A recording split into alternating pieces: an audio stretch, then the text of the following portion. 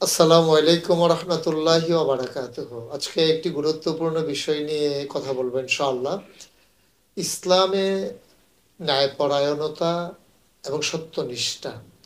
আজকে একবিংশ শতাব্দীতে গোটা বিশ্ব আপনার যখন ধ্বংসের দ্বারপ্রান্তে দাঁড়িয়ে গেছে, মানুষগুলো যখন ইতিহাসের আস্তাকুঁড়ে নিক্ষিপ্ত হচ্ছে, সভ্যতা যখন আজকে ব্যর্থতায় পর্যবসিত হচ্ছে, মানুষগুলো যখন আজকে মনুষ্যত্বের পরিচয় না দিয়ে পশুত্বে নিজেদেরকে বিলীন করে নিচ্ছে, মানুষগুলো যখন আজকে সত্য থেকে দূরে সরে গিয়ে তাদের একেবারে সবটুকুন পতনের দ্বারপ্রান্তে দাঁড়িয়ে আছে, আজকে বাংলাদেশের প্রেক্ষাপটে আমরা দেখব যে ইসলামের সত্যনিষ্ঠা এবং ন্যায়পরায়ণতা, ন্যায় বিচার কেমন ছিল, আর আজকে বাংলাদেশে আমরা কোন জায়গায় দাঁড়িয়ে আছি। আজকে যখন কথা বলছি তখন বিভিন্ন ধরনের দুর্নীতির কথা যখন ফাঁস হচ্ছে, মানুষগুলোর গোমরাহির কথা যেমন করে প্রচার হচ্ছে, যেমন করে মানুষগুলো আজকে একেবারে পশুত্বে নিজেদের মাঝে স্বেচ্ছায় সানন্দে বরণ করে নিচ্ছে, নিজেদের সন্তানদেরকে পাপ পঙ্কিলতায় ঠেলে দিচ্ছে সচেতন অভিভাবক অভিভাবিকা। তারা মনে করছে যে ন্যায়পরায়ণতা, ন্যায়নিষ্ঠা, ন্যায় বিচার কোনো কিছুই মনে হয় যেন ধার ধারছে না এবং এর প্রয়োজনীয়তা উপলব্ধি করছে না। অথচ ১৫০০ বছর আগে যে মানুষটি ইতিহাস নির্মাণ করেছিলেন, অর্ধ পৃথিবীর যিনি শাসক ছিলেন, যার অনেকগুলো পরিচয়ের মাঝে তিনি ছিলেন অর্ধ পৃথিবীর প্রেসিডেন্ট, যিনি ছিলেন আমিরুল মুমিনিন, খালিফাতুল মুসলিমিন, যার ব্যাপারে নবীজি স্বয়ং বলেছেন, আনা খাতামুন নবিয়্যিন লা নবিয়্যা বাদি, আমি হলাম সর্বশেষ নবী, আমার পরে আর নবী নেই। যদি আমার পরে নবী থাকতো তাহলে হযরত ওমর রাদিয়াল্লাহু তাআলা আনহু আমার পরে নবী হতেন। সেই মানুষটির জীবনের একটি চমকপ্রদ ঘটনার মাধ্যমে তৎকালীন ন্যায়নিষ্ঠ এবং ইসলামের মৌলিক রূপ আপনাদের সামনে তুলে ধরতে চাই। হযরত ওমর রাদিয়াল্লাহু তাআলা আনহুর জমানায় একদিন দুইজন ছেলে, দুইজন যুবক মানুষ একটা ছেলেকে দৌড়াতে দৌড়াতে ওমরের একেবারে কি বলে আসনের কাছে নিয়ে আসলেন। তার যেখানে খেলাফত, যিনি যেখানে বসে, তিনি মসজিদে নববীতে বসে যিনি পরিচালনা করতেন, সেখানে ওরা নিয়ে আসলেন। হযরত ওমর রাদিয়াল্লাহু তাআলা আনহু দৌড়ানো লোকগুলোকে থামিয়ে দিলেন, জিজ্ঞেস করলেন, ওকে তোমরা এভাবে দৌড়াচ্ছ কেন?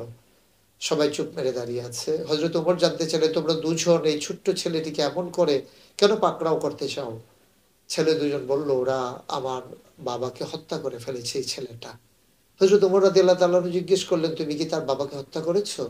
ছোট্ট ছেলেটি বলল যে, হ্যাঁ, আমি হত্যা করেছি, তবে এটা আমি স্বেচ্ছায় করিনি, এটা আমার ইচ্ছাকৃত ছিল না, ভুলবশত ছিল। ঘটনাটি কি ছিল? যে আমি ওনার বাগানে ছিলাম, ওনার বাগানে আমার উটটা ঢুকে গিয়েছিল। আমার একটা ওট যখন ঢুকে গিয়েছে, উনি নির্মমভাবে উটের গায়ে আঘাত করেছেন। সেই কারণে উট প্রচণ্ড ব্যথা পেয়েছেন চোখের কাছে। সেটা আমার পোষা উট হওয়ার কারণে, আমার নিজের লালিত উট হওয়ার কারণে আমার মোটেও ভাল লাগে নাই এই কাজটা। আমার কলিজায় রক্তক্ষরণ হয়েছে। এজন্যে আমি আরেকটা পাথর নিয়ে ওকে আঘাত করেছিলাম। মেরে ফেলার উদ্দেশ্য নয়, জাস্ট আঘাত করা। কিন্তু এই আঘাতটা এতই ভয়াবহ ছিল এবং একটা মানে কি বলে স্পর্শকাতর জায়গায় পড়ার কারণে মানুষটি তাৎক্ষণিক মৃত্যুর কূলে ঢলে পড়ে। ওরা আমাকে ধরে ফেলে। কিন্তু এটা আমার ইচ্ছাকৃত ছিল না। ছেলেটি বলল, আমি ক্ষমা প্রার্থনা করছি এই দুইজন মানুষের কাছে, আপনি বিচারকের মাধ্যমে। হযরত ওমর রাদিয়াল্লাহু তাআলা আনহু বললেন, সে তো ভুলবশত তোমার আব্বার উপরে আঘাত করেছিল, তোমার বাবা ইন্তেকাল করেছে, তোমরা কি তাকে ক্ষমা করে দেবা? বলছে যে, না, আমরা তাকে ক্ষমা করব না, এর প্রতিশোধ আমরা নেব, অর্থাৎ এর বিচার চাই, মানে হত্যার বদলে হত্যা চাই। হযরত ওমর রাদিয়াল্লাহু তাআলা আনহু বললেন, ঠিক আছে, এটাই ফায়সালা, যেহেতু তুমি হত্যা করেছো, নিজে স্বীকার করেছো, এখানে আর সাক্ষীরও দরকার নেই, তাহলে এটাই হচ্ছে ফায়সালা, তুমি এখন হত্যার জন্য প্রস্তুত হও, তোমার কি কোনো কথা আছে?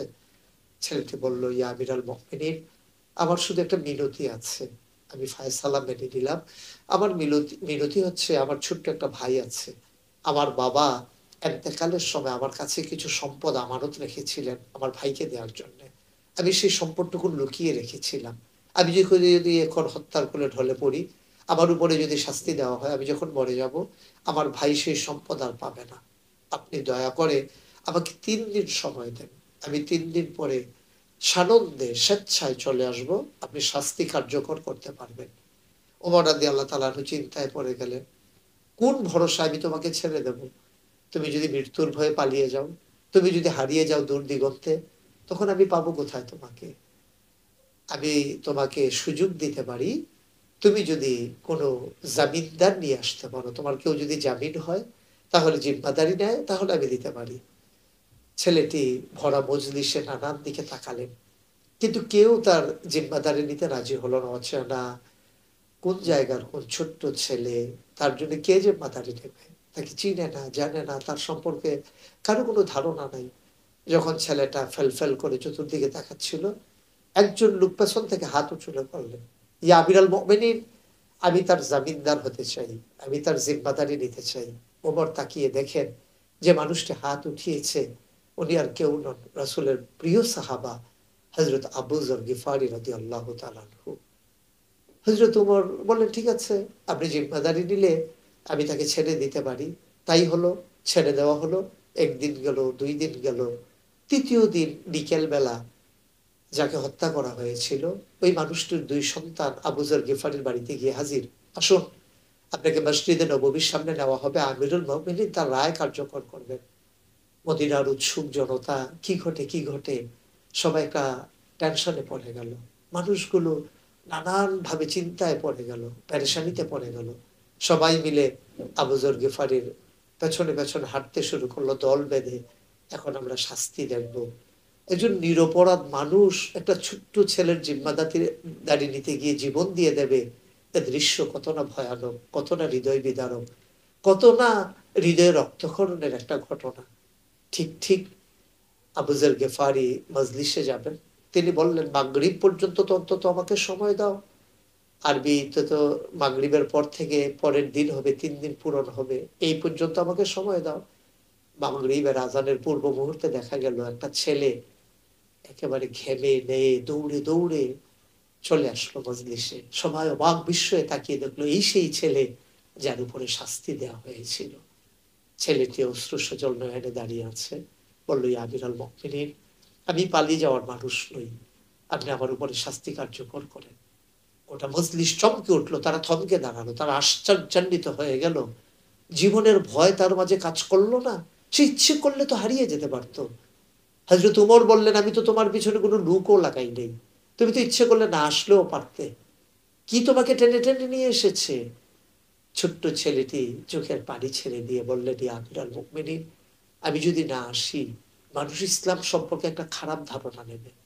তারা কি বলবে জানেন? তারা বলবে মুসলমান এমনই হয়, তারা ওয়াদা পূরণ করতে জানে না। আমি ইসলামের উপরে কালিমা লেপন করতে পারি না। আমি ব্যক্তি জীবন দিতে পারি, কিন্তু ইসলামের মতো এই মহান আদর্শের গায়ে আমি কালিমা লেপন করতে পারি না। এজন্য আমি দৌড়ে দৌড়ে ছুটে এসেছি। ওমর রাদিয়াল্লাহু তাআলা আনহু তিনি অশ্রুসজল নয়নে আবার আবু যর গিফারিকে জিজ্ঞেস করেন, হে আবু যর, আপনাকে কোন জিনিসটা তার জিম্মাদারি নিতে বাধ্য করলো? কোন চেতনায় আপনি তার জিম্মাদারি নিলেন? আবু যর গিফারি বললেন, একটা অসহায় মানুষ একজন মানুষের সাহায্য চায়। ভর মজলিসে অসংখ্য মানুষ থাকার পরে কেউ জিম্মাদারি নিচ্ছে না, এটা একটা ইতিহাস হয়ে যাবে যে মুসলমান এমনই হয়, কোনো অসহায় মানুষের পাশে তারা দাঁড়াতে জানে না, তারা কারো জিম্মাদারি নিতে জানে না, তারা একেবারে নিজেদেরকে মানে পশ্চাদপদ এবং সংকীর্ণ মনের পরিচয় দেয় মুসলমানেরা। এই কথাটুকু যেন না উঠে, এজন্য আমি হৃদয়ের বিশালতা নিয়ে জীবনের বাজি ধরে আমি তার জিম্মাদারি নিয়েছি। জীবন যাক, কিন্তু ইসলামের সুমহান আদর্শ উঁচু হয়ে দাঁড়িয়ে থাকুক। হযরত উমর এবার যখন বললেন যে এই ছেলেটা দৌড়ে আসলো ইসলামের সুমহান আদর্শকে বাঁচিয়ে রাখার জন্য, আপনিও দাঁড়িয়ে গেলেন একজন মুসলমানের সাহায্যকারী হিসেবে। 2 জনের কথা শুনে এবার মৃত ব্যক্তির 2 সন্তান দাঁড়িয়ে গেল। ওরা চোখের পানি ছেড়ে দিল, সবাইকে সাক্ষী রেখে বলে দিল, ইয়া আমিরাল মুমিনিন, এই ছেলেটি যদি ইসলামের সুমহান আদর্শকে বাঁচিয়ে রাখার জন্য সে মৃত্যুর ভয় পরোয়া না করে দৌড়ে দৌড়ে চলে আসতে পারে, আর আবু যর গিফারি যদি না জানা না চেনা একজন মানুষের একজন ছোট্ট বাচ্চার জিম্মাদারি নিতে পারে, তাহলে ইসলামের সুমহান আদর্শ আমরাও তো লালন করি। পৃথিবীর মানুষ জানো যে ইসলামের যে সুমহান শিক্ষা ক্ষমা, আমরা ক্ষমা করতে জানি। এই জন্যে আমরা বাচ্চাটিকে ক্ষমা করে দিলাম। আমরা প্রতিশোধ নিতে চাই না, বিচার নিতে চাই না, বিচার চাই না। আমরা তার জীবন নিতে চাই না। আমরা তাকে মুক্ত বাতাসে তাকে বিচরণ করার জন্যে আমরা তাকে অনুমতি দিয়ে দিলাম। আমরা তার জিম্মাদারি দিলাম না। সম্মানিত প্রিয় শ্রোতা দর্শক মন্ডলী, ভেবে দেখেছেন একবার? নিজেকে ওই জায়গায় নিয়ে দেখেছেন একবারও? কখনো কি কল্পনার জগতে নিজে হারিয়ে গিয়ে এমন একটি অবস্থানে মুখোমুখি দাঁড়িয়েছিলেন? আজকে গোটা বিশ্বের এইরকম যখন আমরা ন্যায় নিষ্ঠতা থেকে, সুন্দর ন্যায়পরায়ণতা থেকে, সুন্দর বিচার থেকে যখন আজকে বিচারহীন সমাজ পরিণত হয়েছে, যখন আমরা একটা নিচু জায়গায় চাকরি করেও সামান্য বেতন ভুক্ত হয়ে আমরা যখন আজকে কোটি কোটি টাকার মালিক হয়ে যাচ্ছি, অথচ ইসলামের লেবাস আমরা ধারণ করেছি, সুরত ধারণ করেছি, কিন্তু ইসলামের সিরতকে নিজেরা মনে প্রাণে নিজেদের জীবনের সাথে মিলাতে পারিনি। আজকে হিসাব মিলানোর পালা। ছোট বাচ্চা তার জীবনের পরোয়া করে ইসলামের আদর্শকে যদি উঁচু করে ধরতে পারে, আবু যর গিফারি রাদিয়াল্লাহু তাআলা আনহু অজানা একজন যুবকের পাশে যদি দাঁড়িয়ে যেতে পারে, মিত্র হত্যার বিচার থেকে দূরে সরে এসে একজন মানুষের প্রতি ক্ষমা প্রদর্শন যদি করতে পারে, আমরা কি পারি না ইচ্ছে করলে সুন্দর সমাজ নির্মাণে নিজেদেরকে ন্যায় নিষ্ঠতার ধারক বাহক করে পরিচয় দেওয়ার জন্য? আমরা কি এই ঠনকু পৃথিবীর লোভ লালসা থেকে নিজেদেরকে বাঁচিয়ে রেখে আমরা হতে পারি না একজন আদর্শ নাগরিক? আমরা কি হতে পারি না মুসলিম সমাজের ধারক বাহক, যাদেরকে দেখে কাফের বেদিনেরা বলবে, ন্যায় নিষ্ঠতা দেখতে চাইলে আজও মুসলমানের দিকে তাকিয়ে দেখো। আজকেও যদি ওয়াদা পূরণকারী দেখতে চাও, মুসলমানদের দিকে তাকিয়ে দেখো। আসুন সবাই মিলে এক একজন মডেল হই, উসওয়াতুন হাসানা হই। আমরা হই এক একজন আইকন, এক একজন আইডল। সবাই মিলে ইসলামের সুমহান আদর্শ উঁচু করে ধরি। সবাই মিলে আমরা যেন বলতে পারি, ইন্নানি মিনাল মুসলিমিন, আমার সকল পরিচয়ের ঊর্ধ্বে আমি মুসলমান। আল্লাহ তাবারক ওয়া তাআলা আমাদের সেইভাবে কবুল করে নিন। আসসালামু আলাইকুম ওয়া রাহমাতুল্লাহি ওয়া বারাকাতুহু।